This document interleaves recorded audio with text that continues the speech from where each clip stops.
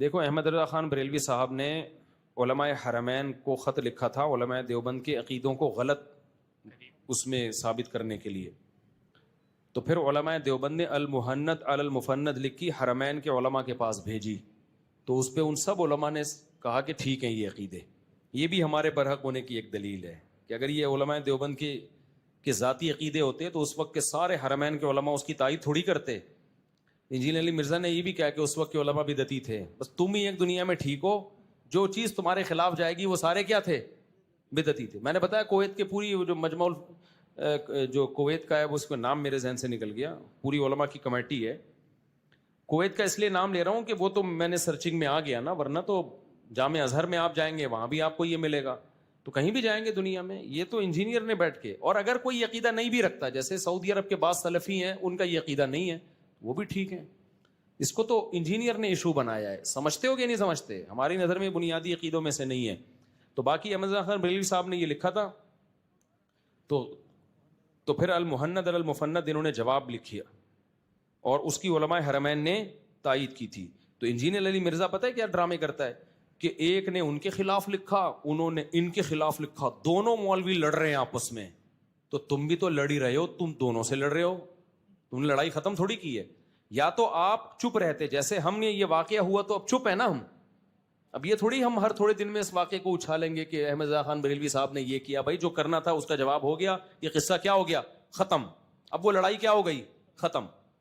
اب اس کو جو اٹھا رہا ہے وہ غلط کر رہا ہے. اب انجینئر نے کیا کیا, دوبارہ سے اس لڑائی کو اٹھایا, یہ یوں بولتے ہیں وہ اس کے خلاف یوں بولتے ہیں. یا تو آپ لڑائی کو ختم کرنے کا طریقہ ہے ٹاپک ختم کر دو, اور اگر آپ نے ٹاپک ختم نہیں کرنا تو پھر یہ نہ بولو دونوں لڑ رہے لہذا دونوں غلط ہیں. پھر آپ تحقیق کر کے بتاؤ کہ ان میں صحیح کون تھا اور غلط کون تھا. پھر آپ بتاؤ کہ جنہوں نے شکایت لگائی تھی انہوں نے غلط شکایت لگائی ہے. علماء حرمین کی پھر تائید آ گئی علماء دیوبند کے لیے کہ نہیں, آپ علماء دیوبند کے علماء حرمین سے اتنے اچھے تعلقات تھے کہ جو مولانا مکی صاحب ہے نا اب تک جو درس دے رہے ہیں, آپ دیکھو جا کے, عربی کے علاوہ کوئی عالم حرم میں ایسا نہیں ہے جس کو درس دینے کی اجازت ہو, عربوں کے علاوہ, سوائے اردو میں ایک مولانا مکی صاحب کے. اور بادشاہ نے ان کو لیٹر لکھ کے دیا تھا کہ ان کے دادا کو, کہ آپ کے بعد آپ کا بیٹا, اس کے بعد ان کا بیٹا, جب تک آپ کی نسل چلتی رہے گی کوئی حرم سے آپ کو ہٹائے گا نہیں. لیکن اب بدقسمتی کہہ لو کہ مولانا مکی صاحب کا کوئی بیٹا ہے نہیں. تو یہ تو علماء سے تعلقات کی بیس پہ ان کو یہاں پروٹوکول ملا تھا. تو ہمارے بہت سارے, یہ اس وقت سعودیہ سے ہمارے تعلقات تھے اکابر کے جب سعودی عرب میں قحط تھا, بھوک تھی. جب دولت آ گئی, ریل پہ لا گئی, مدینہ یونیورسٹی بنی, تو بادشاہ نے ہمارے علماء دیوبند سے رابطہ کیا کہ مدینہ یونیورسٹی میں آپ کے حوالے کرنا چاہتا ہوں, آپ لوگ اس کو سنبھالو. ہمارے علماء نے کہا نہیں, اللہ نے آپ کو وسائل دیے, ہم اب ادھر ہی ہندوستان پاکستان میں مدارس کی حفاظت کریں گے, یہ آپ ہی چلاؤ اس کو. تو اس کے بعد پھر کیا ہوا, جب علماء دیوبند کا انفلوئنس ختم ہوا تو پھر دوسرے لوگوں کا انفلوئنس اس میں بڑھ گیا.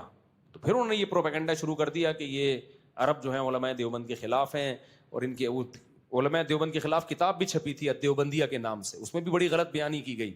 جب وہ کتاب چھپی ہے اس میں سعودیہ کے علماء کے دستخط تھے کہ علماء دیوبند کے عقائد غلط ہیں. پھر یہاں جامعہ فاروقیہ کے ایک عالم نے اس کا جواب لکھا. جب وہ جواب سعودی عرب گیا ہے تو اب وہ دیوبندیہ چھپنا بند ہو گئی ہے, اب وہ بین ہو گئی سعودی عرب میں. سمجھتے ہو کہ نہیں سمجھتے؟ تو پروپیگنڈا پہلے بھی ہوا تھا, اور عرب علماء کے سامنے بہت پروپیگنڈا ہوتا ہے. یہ جو تبلیغی جماعت میں نکلنے کو ناجائز قرار دیا تھا, شیخ صالح المنجد تھے غالباً, بہت بڑے سعودی عرب کے عالم ہیں.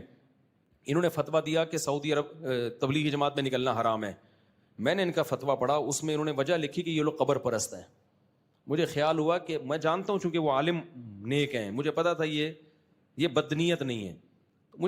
مجھے یقین ہو گیا کہ کتنا غلط پروپیگنڈا کیا ان کے سامنے. تبلیغی جماعت کا قبر پرستی سے کیا تعلق ہے یار؟ مجھے خیال تھا کہ میں ان کی خدمت میں جاؤں, میں کہوں حضرت آپ کبھی تبلیغ میں سہروزہ لگا کے دیکھیں, جتنا تبلیغ والے قبر پرستی کے خلاف ہیں. لیکن ظاہر ہے ان کو پروپیگنڈا تو چل جاتا ہے نا, اتنا پروپیگنڈا کیا ہے کہ انہوں نے فتویٰ دے دی قبر پرست ہیں. کچھ اور الزام لگا دیتے یار, قبر پرستی کا تو کسی طرح بنتا ہی نہیں ہے. تو سعودی عرب کے بڑے بڑے علماء, شیخ الحدیث مولانا زکریا رحمۃ اللہ علیہ کے شیخ بن باز سے بہت اچھے تعلقات تھے. جب شیخ الحدیث مولانا زکریا رحمۃ اللہ علیہ نے کتاب لکھی ہے نا داڑھی پر, تو شیخ بن باز نے اس کتاب کو چھپوا کے پورے سعودی عرب میں پھیلایا. بذل المجہود جو شیخ الحدیث کی شرح ہے ابو داؤد کی, آج بھی سعودی عرب کی کتب خانوں میں آپ کو ملے گی. تو علماء سعودیہ کے جو ہے وہ ویسے بھی ہمبل ہی ہیں, وہ کوئی غیر مقلد تھوڑی ہیں یا اہل حدیث تھوڑی ہیں, وہ تو ہمبل ہی ہیں ویسے بھی. تو لیکن ہم اہل حدیث کو بھی گمراہ نہیں سمجھتے, اس کی میں کئی بار ڈیٹیل بتا چکا ہوں کہ اہل حدیث کے بارے میں ہمارا موقف کیا ہے. لیکن اتنی بات ضرور ہے کہ علماء دیوبند کے خلاف پروپیگنڈا بہت ہوا ہے, کیونکہ جو کام کر رہا ہوتا ہے نا, قادیانیت کے خلاف کام ہم نے کیا, یہاں پہ پرویزی فرقے کے خلاف کام ہم نے کیا, دفاع صحابہ میں ہم نے کام کیا, سارے میدانوں میں کام. آپ کو سب سے زیادہ, میں دوسروں کی نفی نہیں کر رہا, لیکن ہر میدان میں آپ کو صف اول میں کون ملے گا؟ پوری دنیا میں چلے جاؤ یار, مدارس کا جال بچھا ہوا ہے, سب کے تانے بانے کہاں جا کے ملتے ہیں؟ علماء دیوبند. تو فرنٹ لائن پر آپ کو بہت جگہوں پہ نظر آئیں گے, دوسرے بھی کام کر رہے ہیں, ان کی نفی نہیں کر رہا میں, لیکن پروپیگنڈا ہمارے خلاف بہت ہوا ہے. ایک سعودی مجھ سے ملے, عالم تھے, سعودی عالم تھے, انہوں نے کہنے لگے آپ لوگ کے عقیدے قرآن و سنت کے خلاف ہیں, آپ دیوبندی ہو. میں نے کہا کیا خلاف ہیں؟ تو میں نے کہا پوچھو کیا خلاف ہیں, کوئی ایک تو بتاؤ نا. تو مجھ سے عقیدے پوچھتے کہ میں جواب دیتا کہ یہ کہہ رہے ہیں تو صحیح ہے بالکل. تو کہہ رہے پھر کون سے والے علماء کے عقیدے خلاف؟ میں نے کہا کسی کے بھی, سب کے یہی ہیں, سب کے یہی ہیں. تو کتابوں کی دنیا اور ہوتی ہے بھائی, مشاہدے کی دنیا اور ہوتی ہے. تو کافی ہو گیا میرا خیال ہے. وعلیکم السلام. السلام علیکم. آپ سے ایک سوال پوچھنا ہے کہ یہ اسٹیٹ لائف جو کمپنی ہے نا, انشورنس کمپنی, اس نے نکالا ایک تکافل, اور وہ اپنا کلپ دکھاتے ہیں کہ مفتی تقی عثمانی صاحب نے اس کی تائید کری ہے. تکافل میں بتا دیتا ہوں, سوری آپ کا سوال میں ادھورا چھوڑ رہا ہوں کیونکہ مجھے سوال کا پتہ ہے اور جلدی بھی ہے, بھوک بہت سخت لگ رہی ہے. رفیع بھائی نے پائے بھیجے ہوئے ہیں تو وہ ڈوبنے کا دل کر رہا ہے اس پائے میں تیرنے کا. تو وہ یہ ہے کہ تکافل حضرت مفتی تقی عثمانی صاحب جائز سمجھتے ہیں, دارالعلوم کے تمام علماء جائز سمجھتے ہیں, جامع الرشید میں کچھ جائز کہتے ہیں, لیکن مجھے ذاتی طور پر اس پر اطمینان نہیں ہے. جامع الرشید میں مفتی حسین خلیل خیل صاحب جو مجھ سے بھی سینئر مفتی ہیں, ان کو بھی اطمینان نہیں ہے. جامع الرشید کے سب سے سینئر مفتی ہیں مفتی محمد صاحب, انہوں نے بھی ابھی تک اس کے جائز ہونے کا فتویٰ نہیں دیا. تو اشکالات ہیں ہمیں کچھ اس پہ.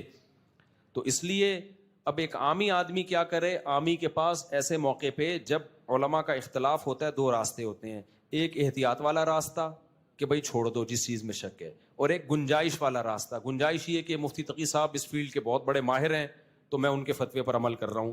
عامی آدمی کے پاس اب اس کے علاوہ کوئی آپشن نہیں. تو گنجائش ایک عامی شخص کے لیے کہ بھائی مفتی تقی صاحب اس فیلڈ کے ماہر ہیں, پرہیزگار بھی ہیں, عالم ہیں, تو ان کا فتویٰ ہے, میں اس فتوے پر عمل کر رہا ہوں.